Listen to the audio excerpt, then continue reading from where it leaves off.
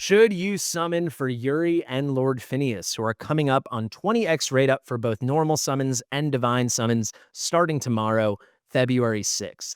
Well, let me tell you guys, I almost filmed this video last night, and I'm so happy that I didn't, because this morning we woke up to some very new information that should empower many of our decisions when it comes to this Yuri and Lord Phineas banner. This Canvas in Bloom event, which I broke down earlier today in my other video you can find right here, essentially is just the launch of Pierre and Rosalia.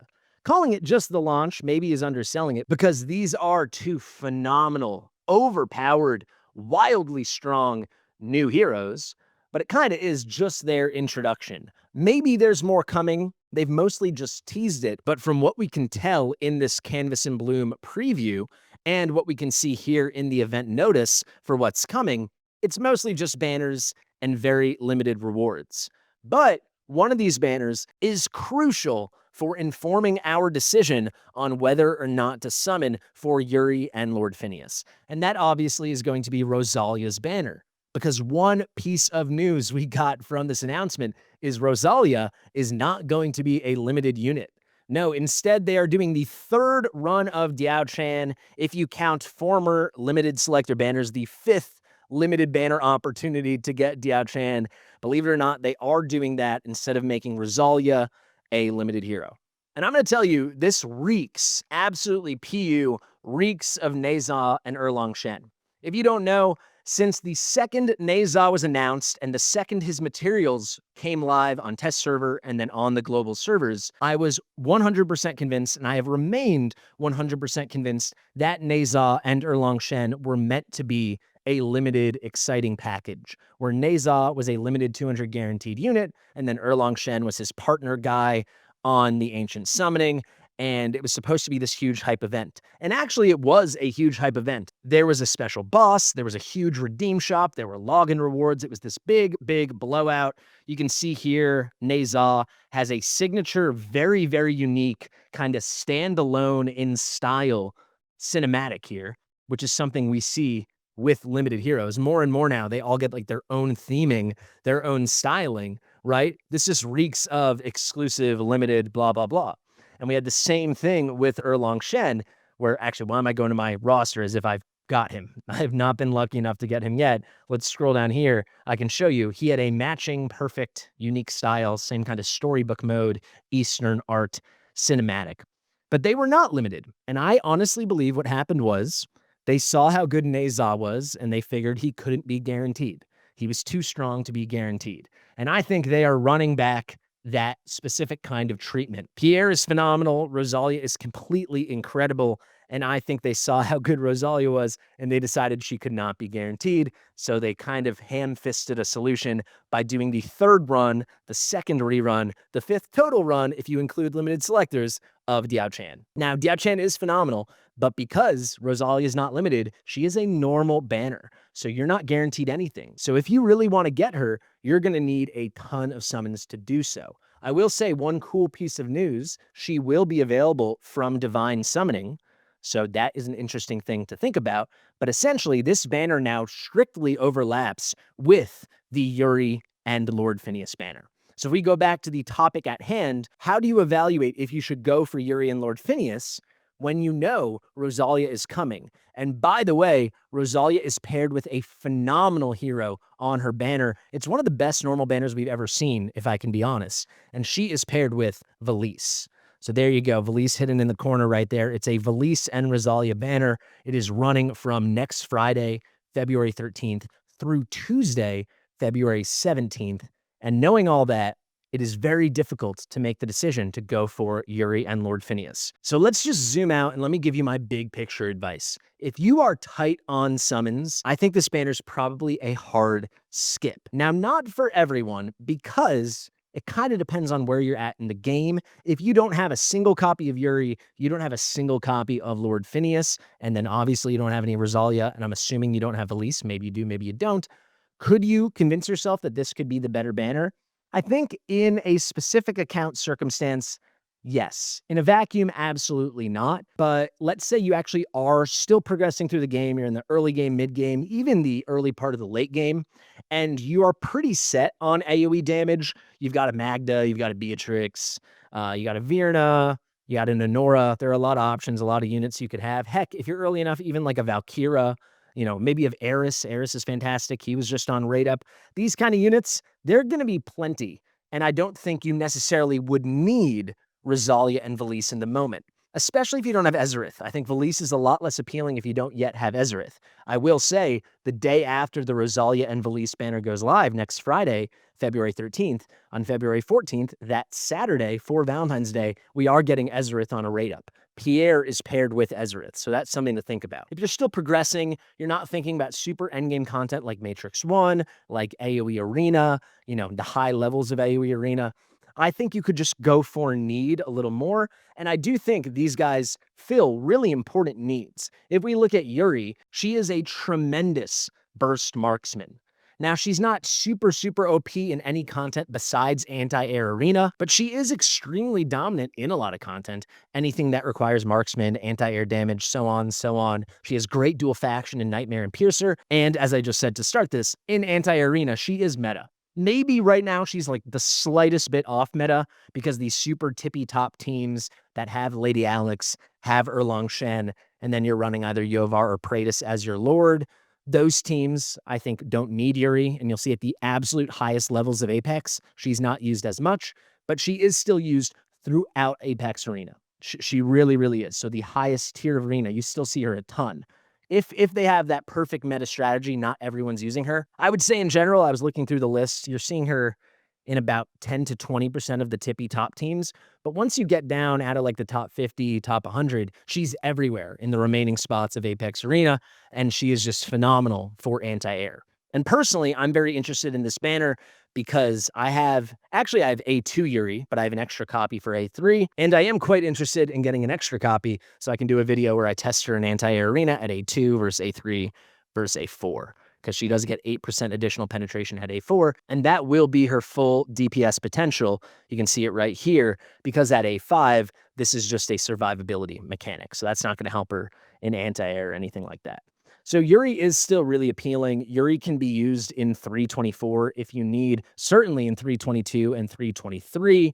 She is a top tier option for progression in any content that requires some kind of marksman, some kind of anti-air unit. And like I said, specifically in anti-air arena, she is relevant all the way up to the highest levels. There even was a top 10 team with Yuri last week in all of the global server. And outside of when you're at the highest level, for getting there, she might be the single best anti-air arena progression unit in the entire game. She will just catapult you because of the way her burst damage works, because she can have her damage bounce outside of range, because her exclusive artifact allows her to target units in a very particular, efficacious way. Yuri's really cool.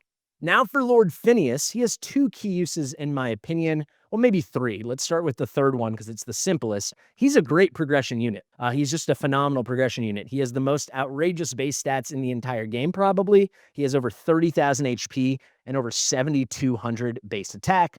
Only Ardia has higher base attack than him, but obviously she's a super rare ancient exclusive unit. Ardia also has a lot lower HP, and Ardia is actually a lot harder to use in certain content in progression because she kind of kills herself. She's not that hard to use if you use her. She's nuts. She's phenomenal. But for normal units, this is the highest attack in the game at 7,249. And Phineas is just amazing. If you get him early on, because he will have such higher stats than like anyone else on your roster. Now, outside of that general progression, he does shine in two essential places. He is amazing in Gear Dungeon 2, particularly stage 11, 12, and 13, the new hardest stages in Gear Dungeon 2. I actually used Lord Phineas for a specific role in the middle when I beat stage 11, 12, and 13, and he is the best in slot for it. He is completely and utterly meta. My guide on my Gear Dungeon 2 clearance should be coming out this weekend, so look forward to that. But let me tell you, Lord Phineas was completely key for that. He's got a fairly limited range without any ult active, but once he's ulting, he gets this very nice long kind of single row range. That's really effective for certain things, especially this one strategy I want to show off in Gear Dungeon 2. Outside of that, the damage is pretty dang good. He synergizes phenomenally well in Infernal Blast. And there is one other huge place he shines. That is going to be in Guild Boss 1 when you're taking on Abyss 1. He actually is a decreased damage unit. Now, he's not the best in the game, but he can get it done. It does require him having his exclusive artifact. You can see it over here. They call it the Mask of Dark Desire. This gives him the ability to put out a 30% damage reduction. A lot of the time, he's going to put out a 15% damage reduction. There is some RNG to the uptime and to how consistently he puts out the 30%, but he can put it out, and he absolutely can help you get your 60k in Abyss 1. Now, you're going to need a Soul Cadence to pair with him, almost certainly, but he can get it done, and those two, I would say, are the true core of that Infernal comp. So right now, undeniably, Esotericist is meta. The Numera Nastia Vorn comp is going to be the best in the slot for the magic side of Abyss 1, but the direct second alternative is going to be Infernal Blast, and you absolutely are going to want Lord Phineas for that. You will need this exclusive artifact, but he brings big damage, and he brings great synergies with Soul Cadence, and most importantly, a very nice amount of damage reduction. It is not nearly as consistent as someone like Numera, but it's definitely good enough. And in general, I'll just tell you, for other kind of progression boss content where you need it, I'm thinking of content like Apocalypse 2. If you're taking on Semra, he's also phenomenal there. So he's a very, very valuable unit. He also has strong awakenings. This A1 is very good. He gets the ability to put out Burning with his Blade of Treachery passive, and he increases the chance of triggering it. That synergizes really nicely with the exclusive artifact as well, because you're going to need to trigger that Blade of Treachery to get the big version of his damage reduction that you put out on bosses and other enemies. And then also his A2, you can crank his attack even higher. Very generous here. They did not do plus 300, right? Because actually, plus 300 base attack for a unit with already over 7,200 base attack would be less than plus 5%. So the plus 5% here is really good. He gets just over an additional 360 attack, and we like that. That's very nice. The final awakening I want to key in on is his A5. He boosts the amount of crit damage he's able to give to infernal allies. So instead of giving a boost of 25%, it goes up to 15%. It lasts forever at 20 seconds. This is very valuable as well. So while I don't think you need this stuff, it's really nice, and I do think if you don't have Lord Phineas, you should want to get a copy. With all this being said, though, if we get into that vacuum I described towards the beginning of the video, and we just sit here and discuss which banner has superior quality, in my opinion, it is definitely Rosalia and Valise. That's not to say this Yuri banner and Lord Phineas banner isn't very good, but all else equal, Rosalia is the best unit of these four, in my opinion. I don't think it's that close. She's going to be meta in Matrix 1. She is very likely to be meta, otherwise she'll be just off meta for AoE Arena. She's going to be like a chief component of any alternative to the current dominant Arbiter comp, that's for sure. She's going to be instantly meta for every single stage of Gear Raid 1, whether you're on stage 1, stage 18, stage 21, stage 24. She's completely broken there. She should be very strong on GVG defense. And frankly, any other AoE content that we have or is coming, I think she'll be insane. So for example, Conqueror, she's going to be tremendous there. She's probably going to be meta for Malric's Halls of Illusion. I think entire strategies will be built around her, especially if you ever get her A5. I just think Rosalia is the superstar of this bunch. And then I got to say, Valise is just so good, and she synergizes so well with Ezerith, who in my opinion is the current number 2 best lord in this game. Yeah, I just think the other banner has more intrigue when it comes to the long term, but you know your account. Go for this banner if you think it's going to help. I hope I shed a lot of light on these two units. If you're on the fence, let me know in the comments. Maybe I can help you out. Maybe you've got enough saved that you can go for both. And that is actually how I want to wrap up this video, because I am going to go on both banners. I'm very privileged as a content creator. I get compensated for my views in terms of diamonds, and views have been very good the past few months, and I've been saving a lot. So this is a huge amount of diamonds. I've also saved up some rare summons. I have my biggest stack of divine summons of all time.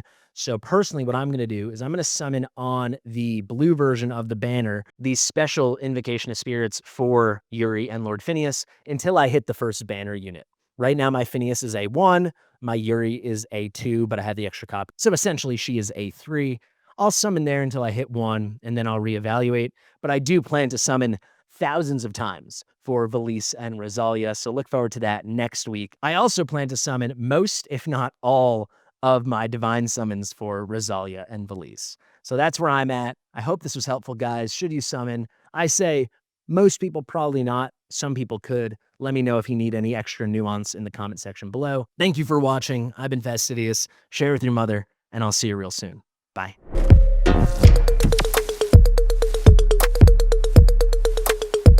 Fastidious.